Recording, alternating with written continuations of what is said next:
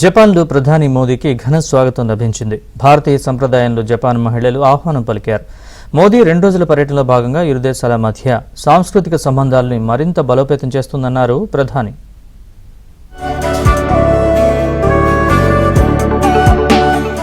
Japan రాజధాని టోక్యోలోని Haneda airport లో దిగిన ప్రధాని మోదీకి అపూర్వ స్వాగతం లభించింది.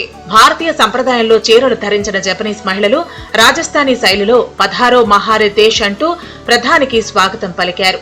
వేద మంత్రాలు, గాయత్రి మంత్ర పఠనంతో ఆహ్వానం లభించింది.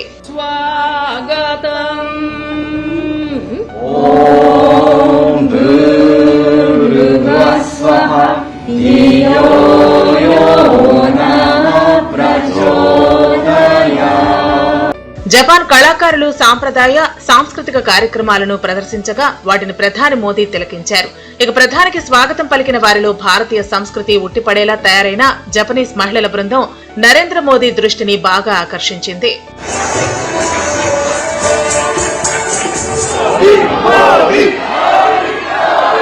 ప్రపంచమంతా భారత్ పైనే ఆశలు పెట్టుకుందని ప్రధాని నరేంద్ర మోదీ అన్నారు. విదేశీ కంపెనీలు భారత్ లో పెట్టుబడులు పెట్టడం పెరిగిందని ప్రధాని మోదీ అన్నారు. పెట్టుబడులు కేవలం పెరగడమే కాకుండా రెట్టింపు అవుతుందని అన్నారు. భారత్ జపాన్ వార్షిక సదస్సు కోసం ఆ దేశంలో పర్యటిస్తున్న ప్రధాని టోక్యోలో ఇండియా జపాన్ ఎకనామిక్ ఫోరంలో పాల్గొన్నారు.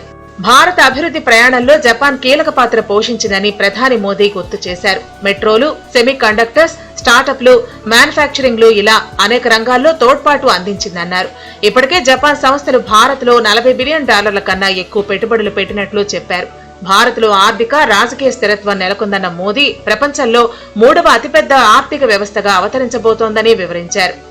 लॉजिस्टिक इंफ्रास्ट्रक्चर में अभूतपूर्व प्रगति की है. हमारे पोर्ट्स की क्षमता दोगुनी हो गई है. 160 से ऊपर एयरपोर्ट्स हैं. 1000 किलोमीटर लंबी मेट्रो लाइन बनी है.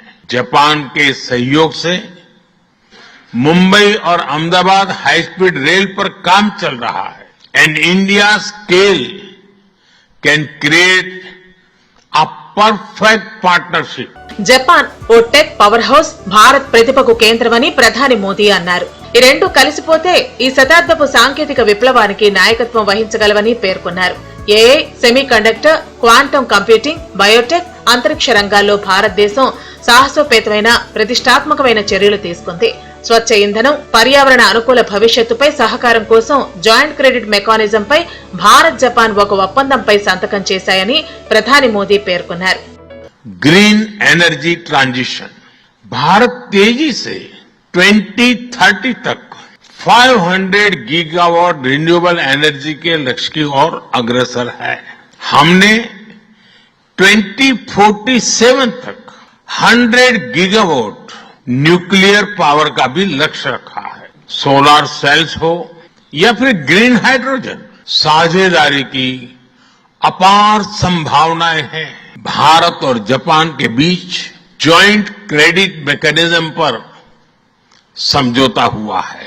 జపాన్ ఆధునిక సాంకేతికత, భారత ప్రతిభ కలిస్తే 2 దేశాలు ఆర్థిక సంబంధాలు విస్తృతంగా అభివృద్ధి చెందుతాయని జపాన్ ప్రధాని షిగెరు ఇషిబా అన్నారు. అనేక జపాన్ కంపెనీలు మేక్ ఇన్ ఇండియాలో కీలక పాత్ర పోషిస్తున్నాయి. ఈ సహకారం ప్రపంచవ్యాప్తంగా విస్తరిస్తోంది. నేడు సంతకం చేసిన కొత్త ఒప్పందాలు జపాన్ భారత్ లో పెట్టుబడులు పెంచాలన్న సంకల్పానికి నిదర్శనం. ఇది 2 దేశాలపై ఆధారపడి ఉన్న బలమైన సరఫరా గొలుసును నిర్మిస్తున్నట్టు స్పష్టం చేస్తోందన్నారు. జపాన్ ప్రధాని ఇషిబా ఆహ్వానం దాదాపు 7 సంవత్సరాల తర్వాత ప్రధాని మోదీ ఈ పర్యటనకు వచ్చారు.